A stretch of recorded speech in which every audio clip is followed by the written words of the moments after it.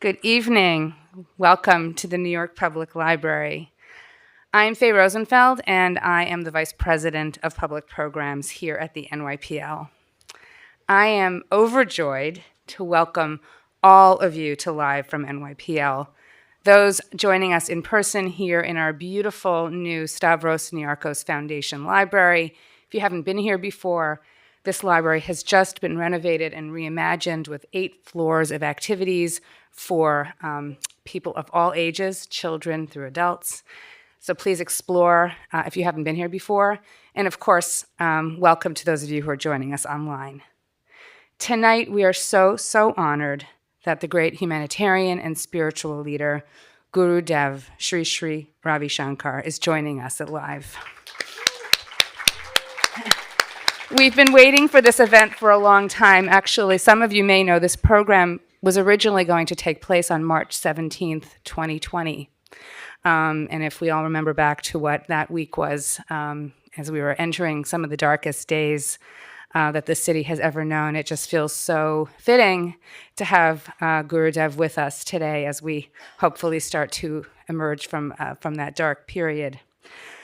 So through his life and work, Gurudev has inspired millions around the world with his vision for a stress-free and violence-free world.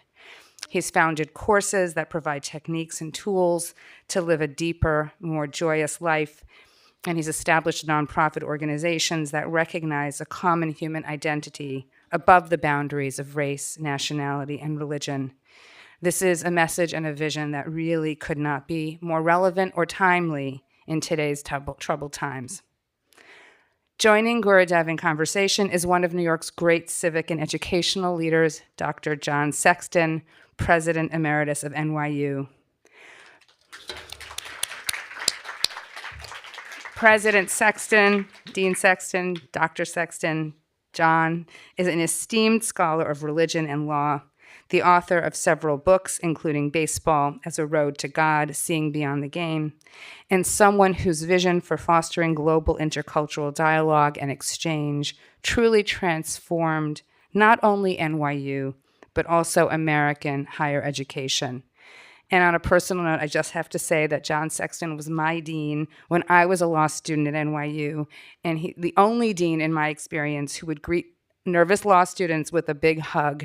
A small gesture that I think just speaks to his deep humanity. So we're thrilled to have them both with us tonight and to have all of you here to listen, learn, and reflect on a subject that touches all of us, the search for happiness. In a moment, I will bring John and Gurudev on stage. Before that, I just want to make sure you all know that we have many wonderful programs coming up here at Live. You can read about all of them in our printed programs. Speaking of happiness, I want to mention we just premiered a new series, launched a new series of monthly Friday night series that we're calling Rooftop Happy Hours. It's featuring readings and mingling and activities here on our beautiful public rooftop, which is in fact the only free public rooftop in Manhattan. So please come and enjoy it. It's for you. It's for the city. Our next one is on May 27th, and we hope you come to that and to many other events. You'll find all this information at nypl.org/live, and also on the QR codes of the little printed cards that were at the check-in table. So we at the library are incredibly proud to offer all of this programming for free and very grateful to the donors who make that possible, including Manaz Isbahani Bartos, Adam Bartos, Celeste Bartos, the Stavros Niarchos Foundation, and of course, all of you, our wonderful supporters and friends near and far. Thank you. Gurudev and John will take questions at the end of the program. For those of you who are here in the room, you'll notice that there are note cards on your chairs with pencils, and so later in the program, someone from our team will come around to collect them. If you're watching online, you can share your questions in the chat, or you can email them to publicprograms@nypl.org. Now, please welcome Gurudev, Sri Ravi Shankar, and John Sexton.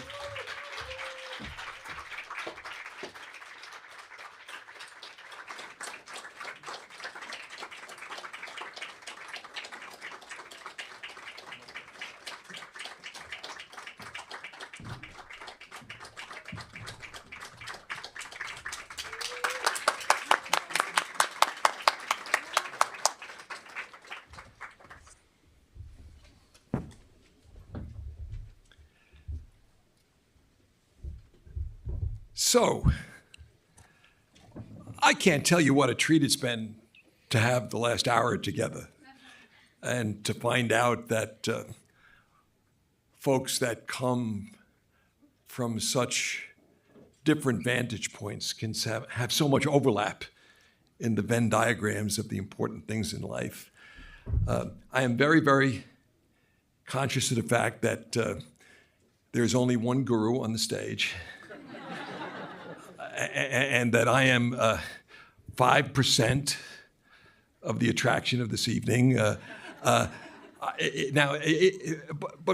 for those of you, and I think I do bring one advantage/disadvantage to the conversation, and that is my sense is that there are a great many people, certainly in the world, and probably a good majority of the people in this room who are disciples and have benefited so much from you. I come to this conversation, yes, as a student of religion going back more than 60 years, but as a Roman Catholic, as a person of spirituality.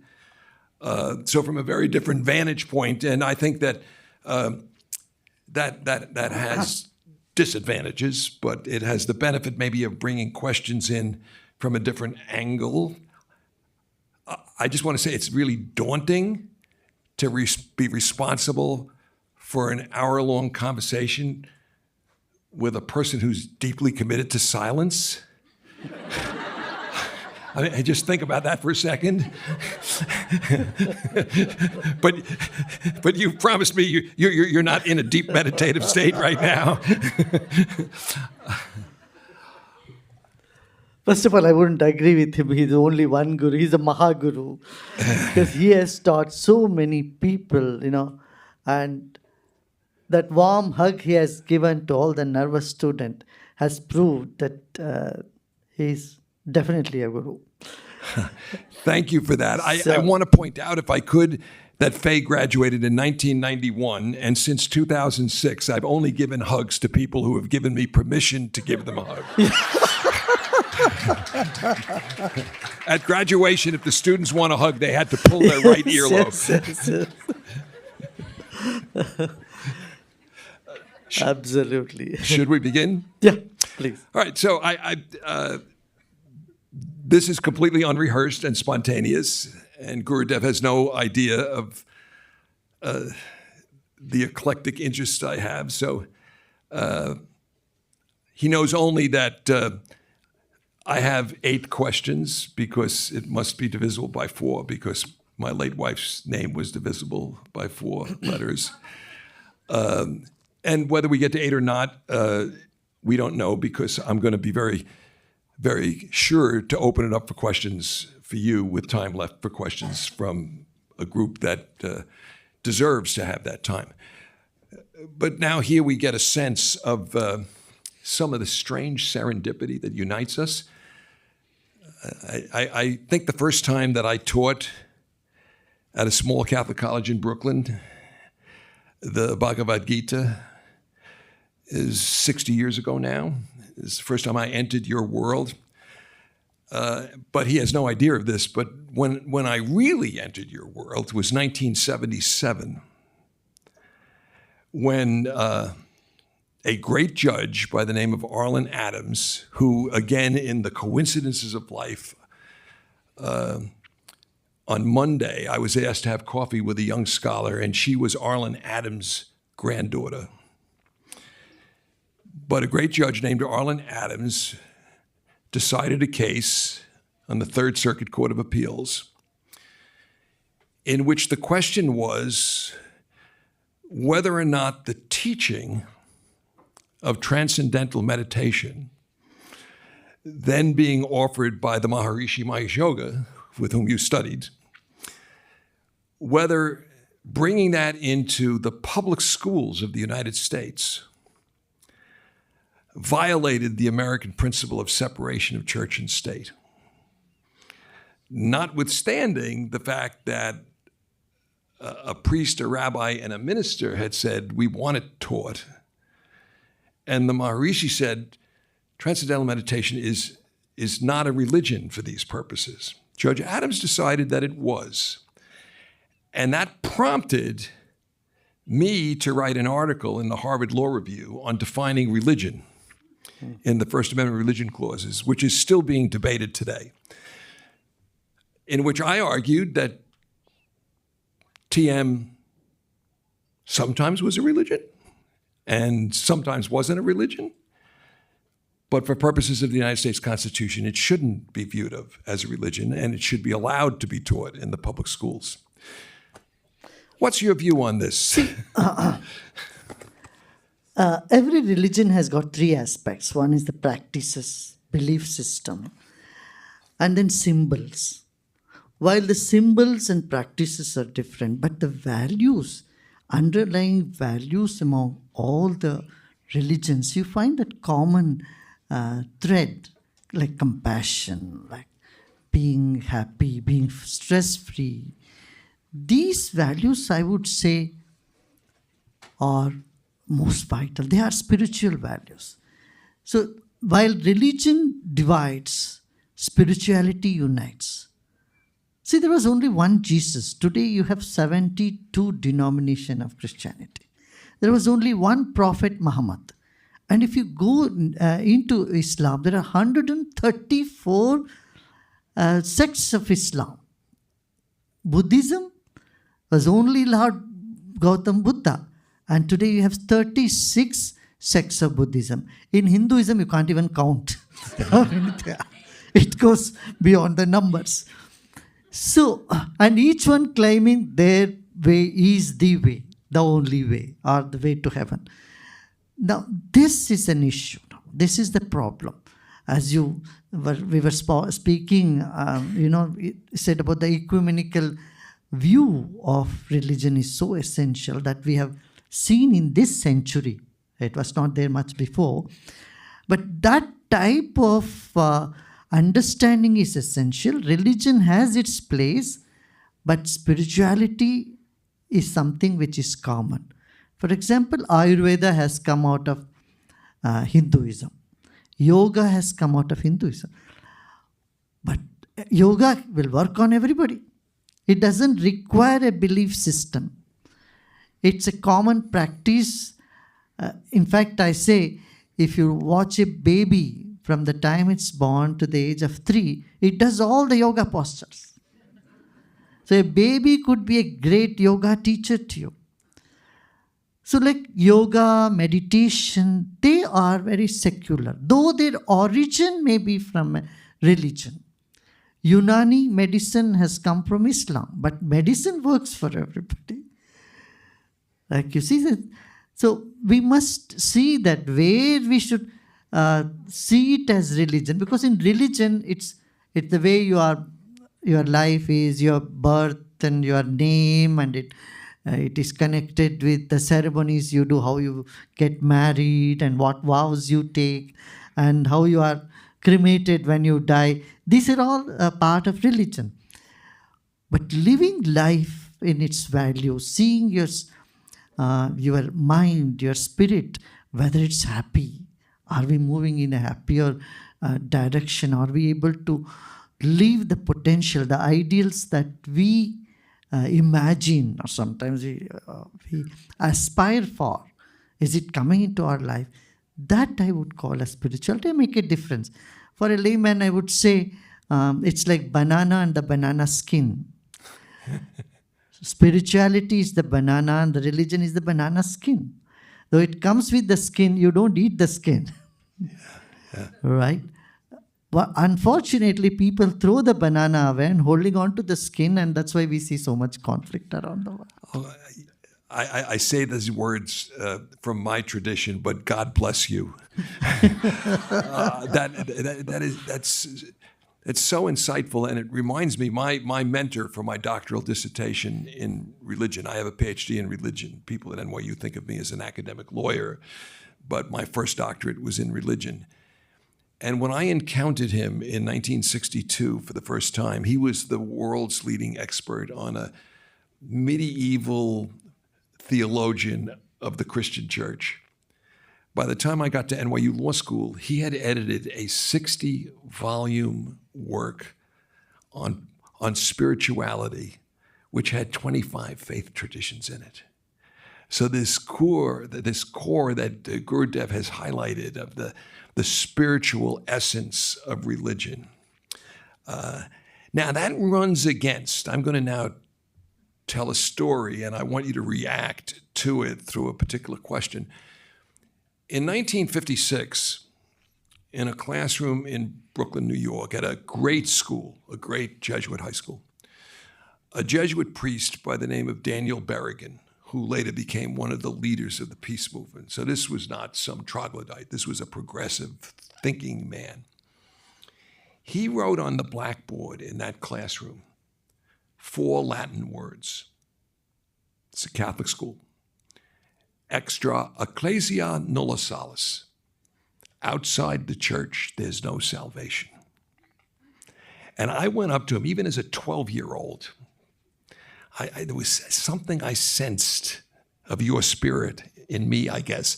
And I went up and I said, Father Berrigan, does that mean my best friend Jerry Epstein, who's Jewish, can't go to heaven? And Danny Berrigan said to me in 1956, John, if you don't baptize him, he will not go to heaven. Now, it turns out in retrospect that 1956 comment has triggered most of my professional life as I've worked through various kinds of triumphalism, not the least is religious triumphalism. So when I got to writing a book about spirituality, my Baseball as a Road to God book, I fought really hard. They kept changing the title to Baseball as the Road to God.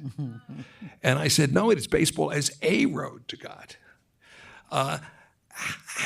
What causes, I mean, you highlighted it in your answer, but come more to what causes humans to use the spiritual to divide each other? And a related question, what causes them to try to intellectualize something in doctrine and dogma? Is it all about people just trying to have power? Or is there something more innate?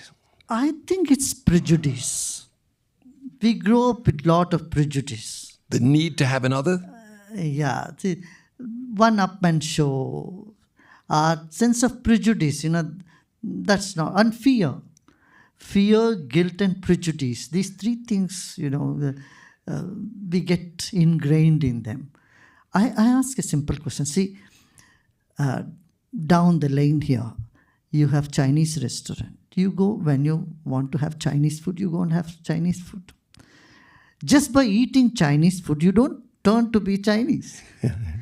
So you eat Danish cookies and you have Swiss chocolates.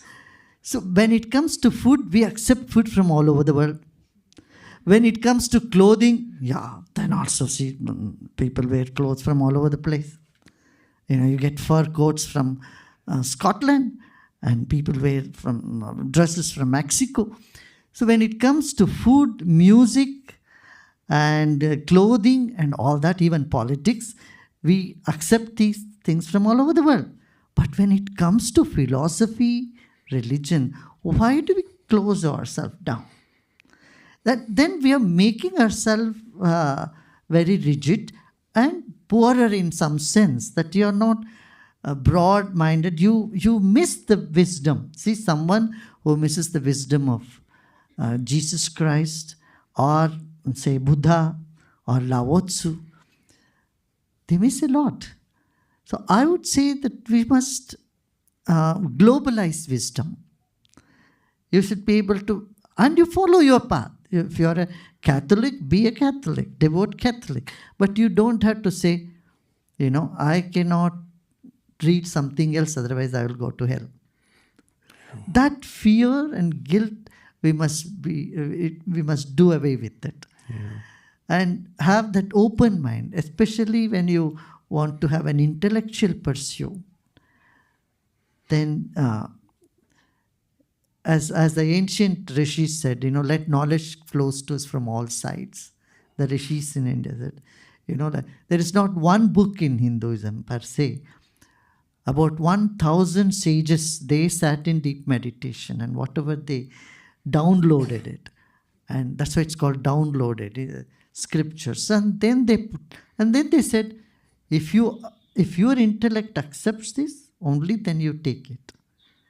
Put it into your, not that saying, because I'm saying you must accept it. No, the spirit of inquiry should be kept alive. Yes. That scientific temper should always be nurtured. If your logic approves it, if your intellect takes it, only then you approve it.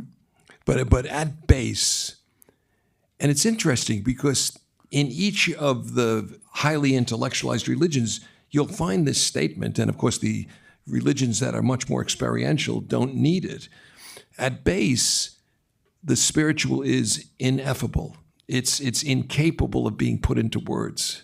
So it's a fool's errand to try to reduce it to doctrine and dogma. Let me move on, and one more kind of generic question before we move into some of your specific thoughts about happiness in life. I'm going to read a quote. Yeah, please. Not from you, but from a great Christian theologian by the name of Paul Tillich. It's one of my favorite quotes from him. And he's speaking about this word, God.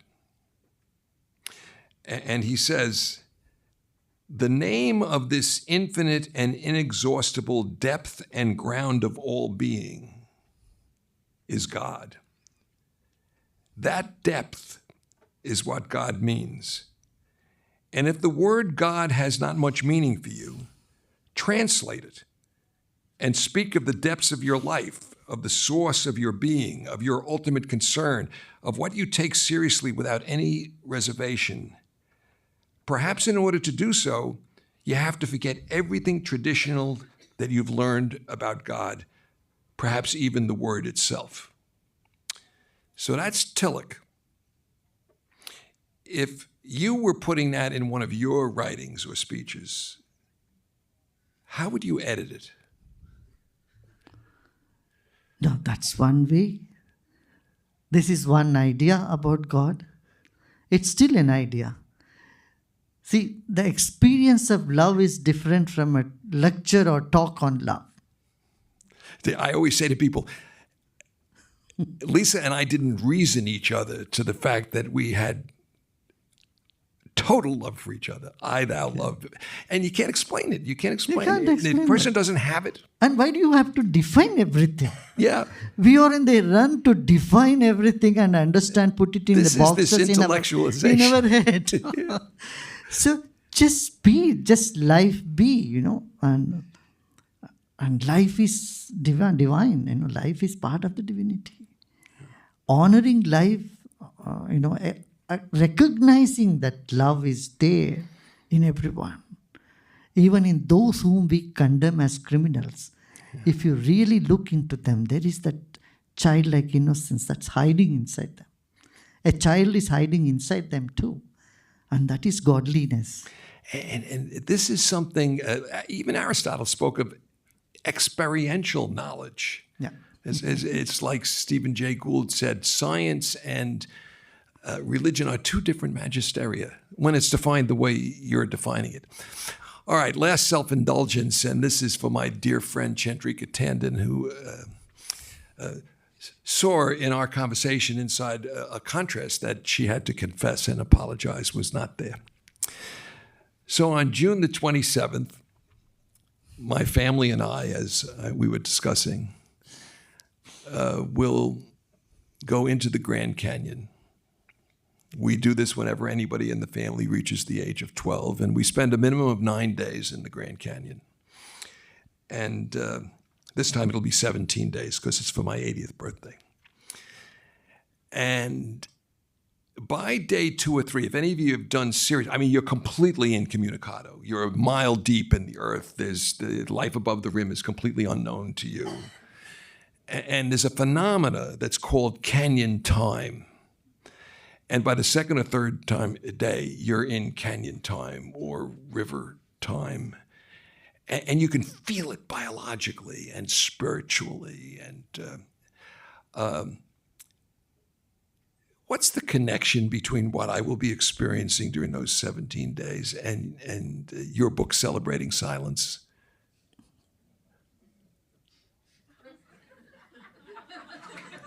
See, this was my fear.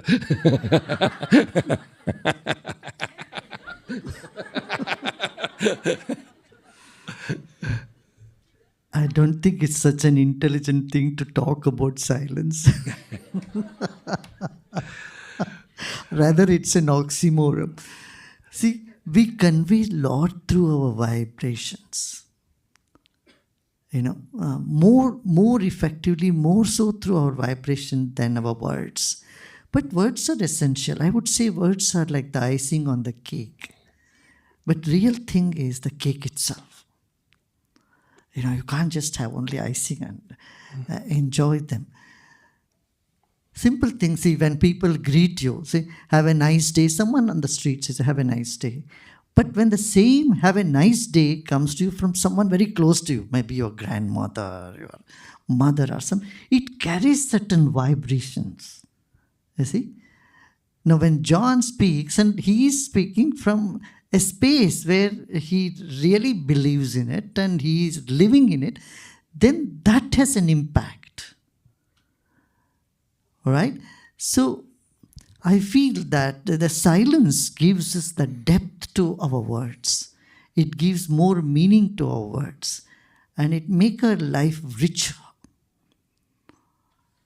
And nature has made it like that. See, every night we go to sleep, and some people even talk during sleep. That's a different. So when we sleep, and that energizes our whole energy, brings that refreshing, feeling within us. And then we are able to think, feel, and express. So silence is very important to express ourselves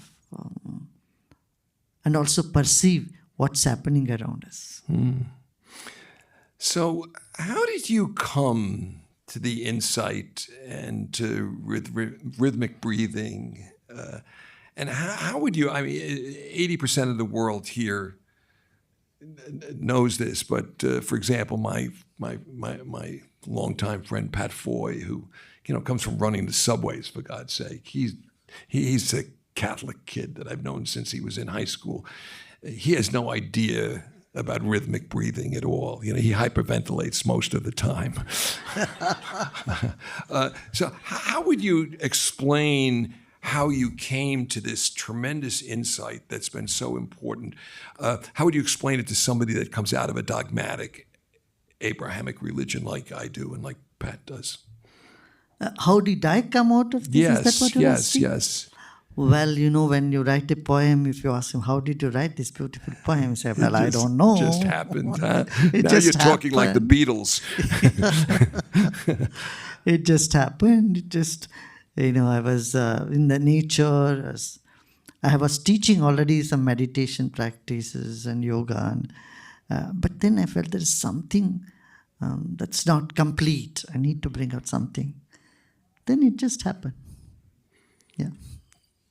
It's like I didn't make an exercise or manipulate. You weren't sitting there straining to figure out. No. And there was no vision No. or anything like that. No, it was just like a poem that just, like a gift, it just came to me. Now, I understand the oxymoronic nature of the question I'm asking, and you very deftly avoided editing till so I'm not as dumb as you think I am.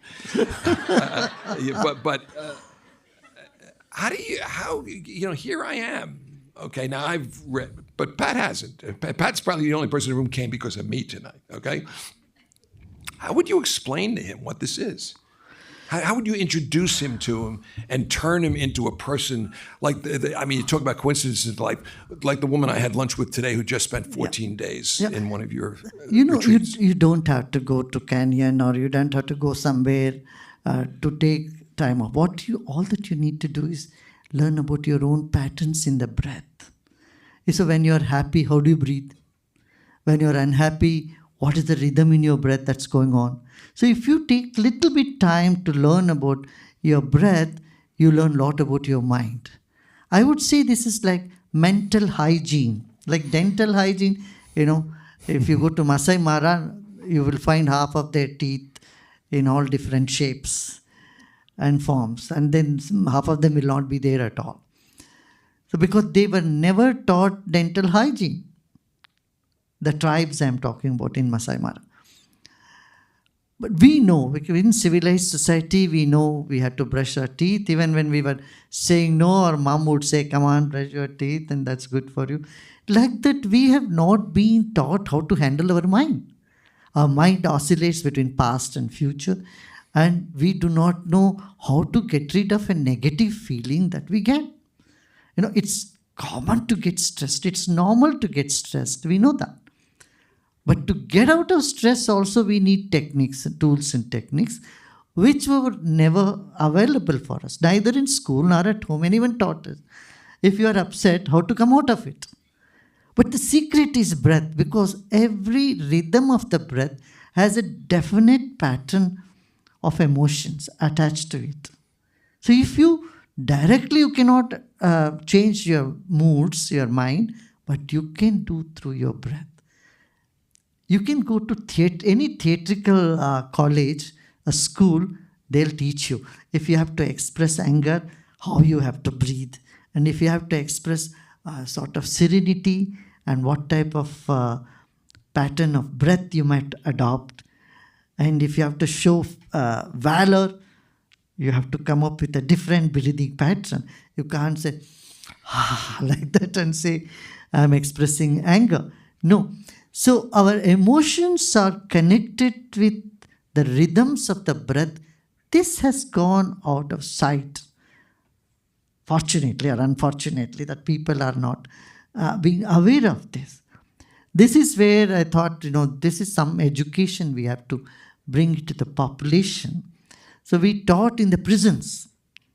We have taught in about 800,000 prisoners have learned. When they do the breathing, they suddenly feel, oh my God, so much of anger, hatred I was harboring within me. Now it's all gone. Now I feel lighter, I feel psychologically very centered and sane. This is what the work of breath work is, and it helps also meditation. See, sometimes you say, I want to meditate and sit with eyes closed and so many thoughts bombard your mind, you're unable to be silent. But with the help of breathing technique, it becomes much easier. Yeah.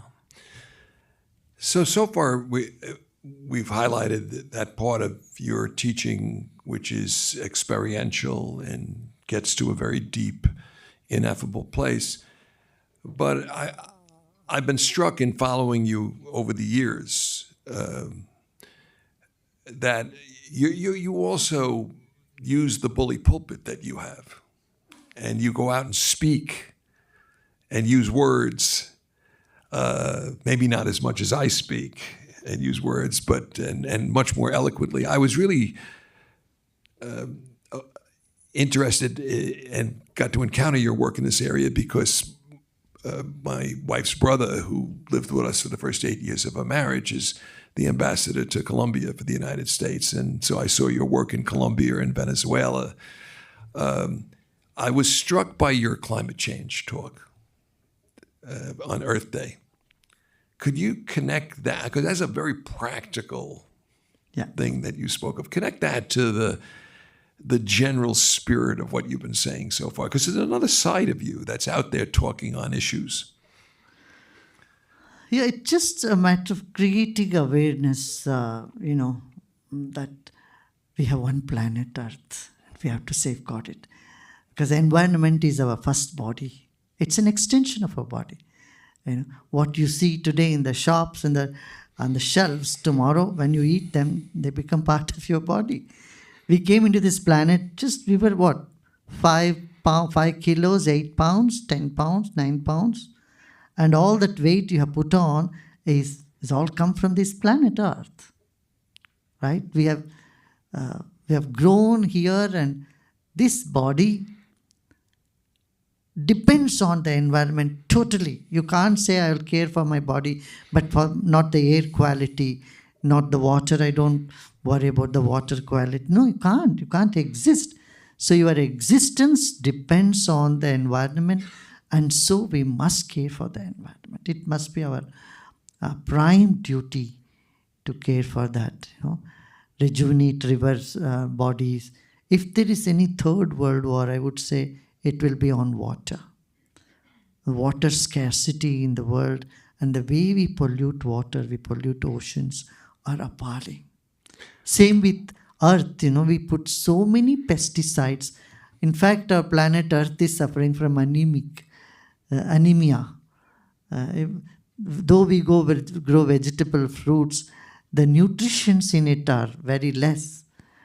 And so I would say organic farming, we have to educate people in organic farming and help everyone to plant more trees and be more sensitive to the environment.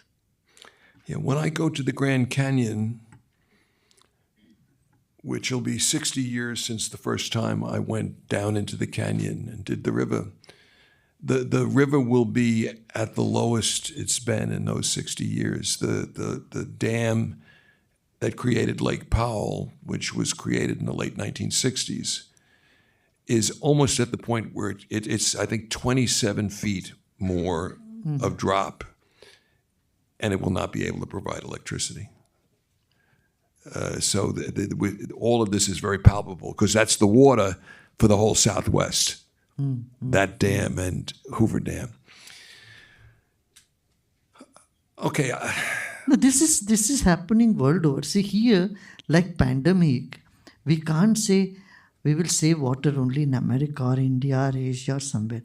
It's a global phenomenon. Unless and until all the nations sign this treaty, they all come together, they work together to save the planet Earth. It's not going to happen. Because the boundaries are not known to the air, what the 5 elements of nature.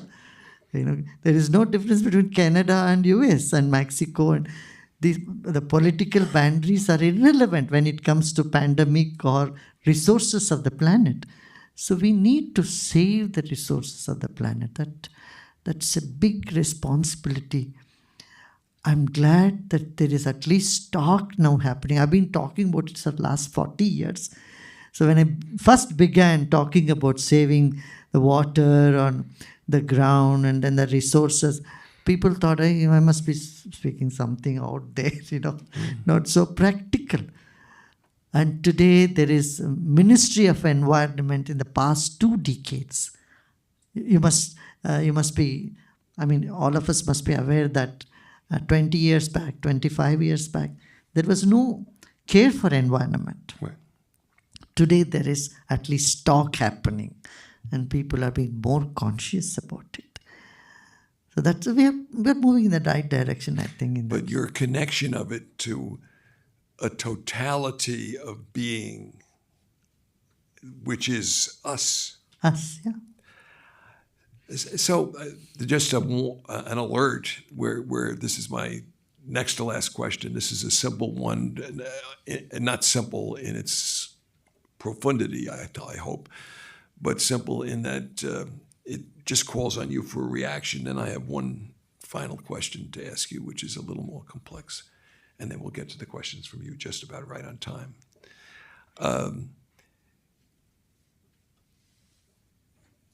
How do you feel, you, the guru of love and compassion, when you hear the news of the pain in the world today and the atrocities that we witness every single day in the news reports and on television? How do you respond to that? Just emotionally, how do you respond to it? I'm not asking you for a solution. Yeah. Let me see. See, the word guru simply means guide or teacher. And so for me, I am a guru by accident. Because I keep spreading what I knew, I keep sharing. And then, in fact, everyone plays a role of a guru. To me, every teacher is a guru, every mother is a guru, every friend, a real friend who helps someone without expecting anything in return, not even a thanks, is a guru. Having said this, I would say, when I consider the whole world as one family, we are all part of this one planet, any trouble anywhere definitely pains. It does. And instead of sitting and brooding over it, I jump into action. See, when I saw some things happening in Colombia, I said, let us immediately go there. So I went there. I spoke to President Santos. He said, there doesn't seem to be any hope. The talks have failed. I said, let me have a chance. Let me try. He said, yeah, welcome. Then I took a flight and went to Cuba, and I met the FARC rebels there. First, they were not ready to see me. They said, we have our Karl Marx as our ideal, and then we will not meet anyone spiritual, any guru that met. I said, then they came to check me out. I was giving a talk in University of Havana. So they came to check me out and heard me, did a meditation with me. And then they agreed to talk to me. Even communists can meditate. Yeah. And they talked to me afterwards. Then see, they all meditated. Yeah. And then they said, yeah, we will accept the Gandhian principle of non-violence. And the peace talk resumed. And now they're in the government. Yeah, now they are in the government. Yeah. So the last question is prompted by your keynote just a short while ago of the Metaverse Summit. And in that keynote, you described Metaverse as, quote, a language for a planet, close quote, that could produce, quote, a better place for a better generation, free from stress, close quote. And when I read the talk that you gave, which was wonderful, and got to know more and more about your teachings, and I'm more convinced of this after the 45 minutes or so we've spent, it reminds me deeply of the most influential philosopher in my own life. Remember, I have that encounter with Daniel Berrigan, but then the Vatican Council starts. John the 23rd says, open us, there are many facets to the diamond of insight. And on the Fordham campus, when I was getting first my bachelor's and then my PhD, there was Teilhard de Chardin. And Teilhard, for those that don't know him, was a paleontologist. He knew evolution. He embraced evolution, biological evolution, at a time when the Catholic Church was resisting it. And he made a metaphor to theology and talked about planetization and how in biology species emerge and then diverge into difference, but they then converge on some point omega, he called it, that produces a next level of existence that's better. Now, I really want to believe in the world that you and Teilhard describe. But my NYU colleague, Jonathan Haidt, has a terrific article in the most recent Atlantic about how with social media and the differences and so forth, we've armed each citizen with a dart. And social media just allows people in a Colosseum culture to throw darts. And if you step into the Colosseum, you'll be inundated with darts. In that world, in the world of the atrocities we see, give me hope.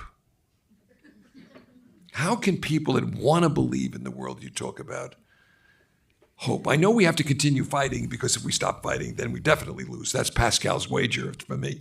Okay. But am I a hopeful warrior, or just doing it out of dharma because it's my duty to battle?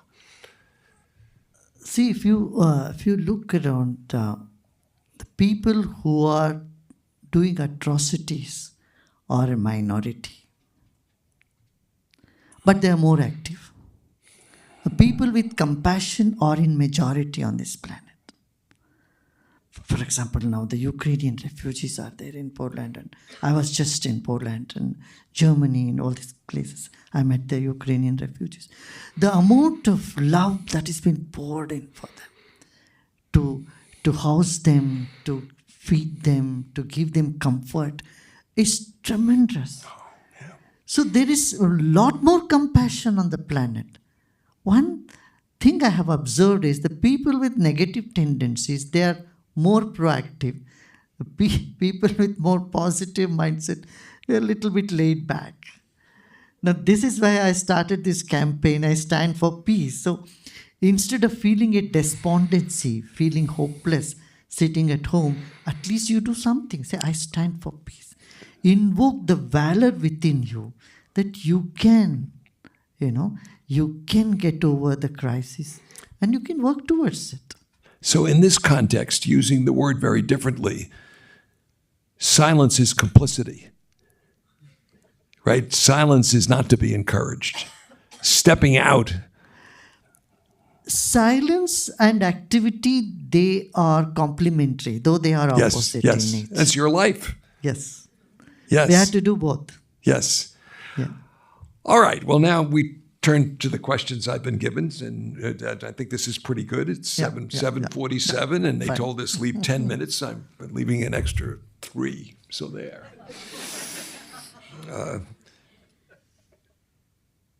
What makes a man or woman a humanitarian as opposed to a benevolent politician? Pardon? Can you repeat the question? What makes a man or woman a humanitarian? We described you, and I would affirm you are a humanitarian, as opposed to a benevolent politician. Well, these are different hats. A politician can be humanitarian. But usually humanitarians are not politicians.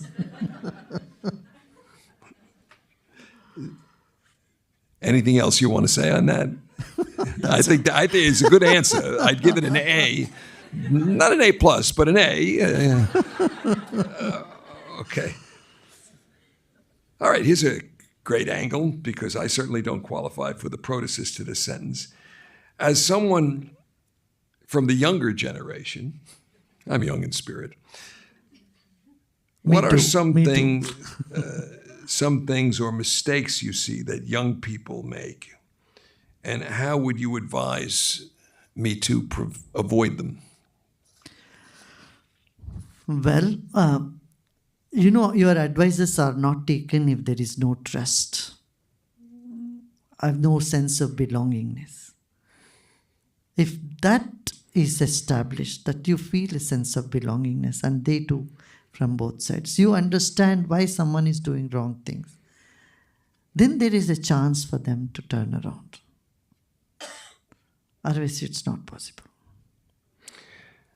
Let me ask a follow-up to that. There seems to me to be a pandemic of mistrust in the world now. Some polling shows that 85% of Americans don't trust their neighbors. And in my lifetime, I've seen our trust for the government and our churches and our corporations just dissipate. And trust in themselves also low. Yes. In oneself. They don't trust themselves, they don't trust others. That is what is insecurity is all about. Yes, that word insecurity. The insecurity. Yeah. I see it. A group of my class last semester at the law school was 90 students. 8 of them were PhDs. One of them was the person who invented Dropbox. And I have a very pastoral way of teaching, and they'll come in for pastoral advice.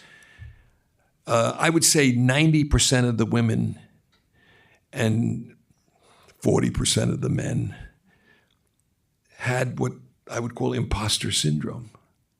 They didn't think they belonged. And there's some connection, I think, between not trusting themselves, not thinking they belong, then failed. A young woman asked me today, what do you think is, it was a freshman in high school interviewing me for her freshman newspaper. I don't know how young this person is. And she said, what was a similar question? I said, you people plan too much and you're afraid to fail. Fail, yeah. I have a 2.1 college grade point average. Okay, my son and daughter took my transcript to college with them because they could always get higher grades than me. They would read me my grades first. But I learned that there's life after failure, right? So all of this is part of one ball. Am I right about that, or am I missing something? No, absolutely. See, the trust in oneself is weak, so you don't trust others. For all this, we need some silence, some meditation. See, if they take a few days of retreat or just go into silence, even 3 days, 4 days, when the stress is out of the system, you get clarity in the mind. And and that clarity can bring trust back again. See, trust is our nature. See, you look at small children, babies, they have so much trust. They go around. Absolute trust. There's so much trust. So that element of trust is already within us. But it's because of stress and lack of, broader mindset that makes it. Yeah, I use with my students a metaphor to a dartboard to teach them the Confucian version of this, which is you start with the inner circle. Your own self, your Tao, and then you work out to your family. And don't try to change the world until you get it straightened out here. When you get enough self-awareness as you have, then you can try to change the world. One more thing is this: we must understand doubt before we even think about trust. We get doubts, but we don't understand doubt itself. Doubt is always about something that is negative, something that is always positive. Pardon me. So when you say, I love you so much, you ask them, really? You don't say, I'm mad at you. People take it for granted. The dishonesty of a person, you take it for granted. But if the honesty of a person, we doubt. Yeah. So the doubt is always about something that is positive.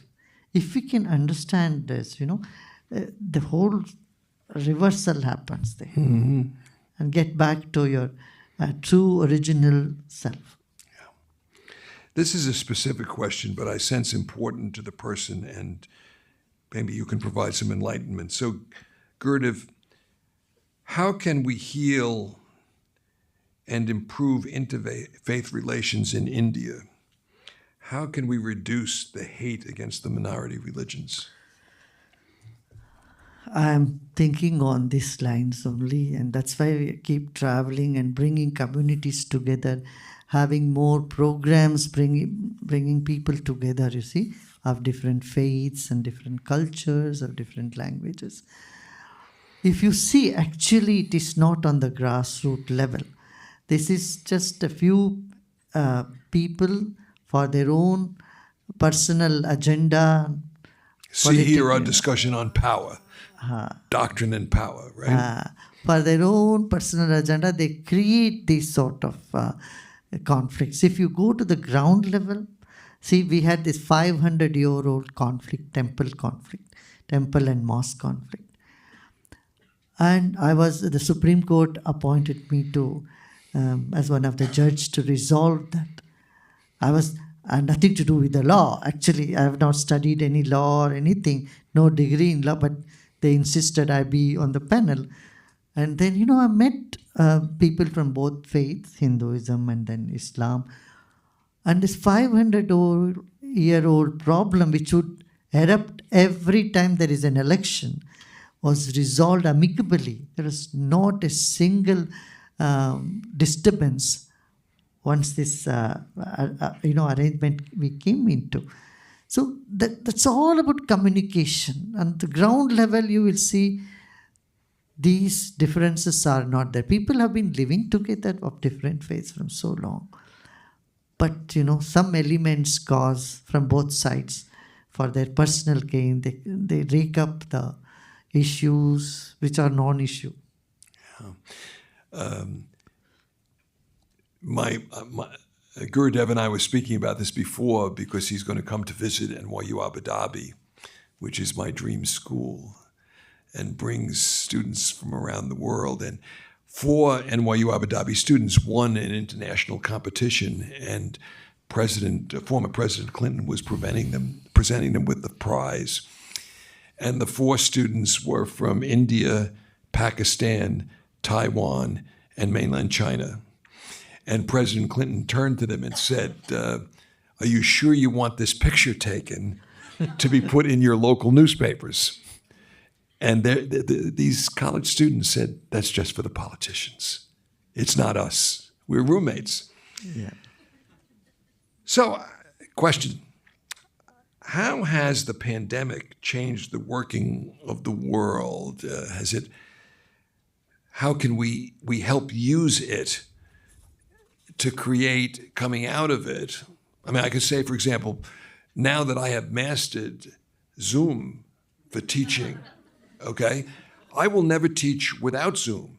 Again, now I will do what I'm doing this week, which is I will do my Friday class with my NYU Abu Dhabi students by Zoom, setting up my Tuesday class in Abu Dhabi with them. So I'm good. So, I mean, this is a powerful...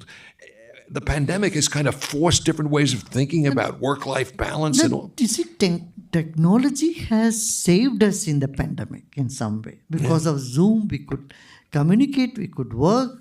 I mean, thanks to technology, it has really, saved our planet from bigger disaster, I would say. But at the same time, I think we should not be addicted to any one thing. If we say, I can only do in Zoom or I can only do in the real time, online, offline, we must have a combination of everything. Yeah. And life is like that, you should take everything on, move on. Because, see, when you sit with John, it's a separate joy. Rather than seeing John on the Zoom. Because so much is that we can leave it for the future generation. Now when we are here, we must. Yeah, and I'm sure this is true of those that have encountered you. It's certainly been my experience in the last couple of hours. What doesn't come through Zoom is seeing the person through their eyes.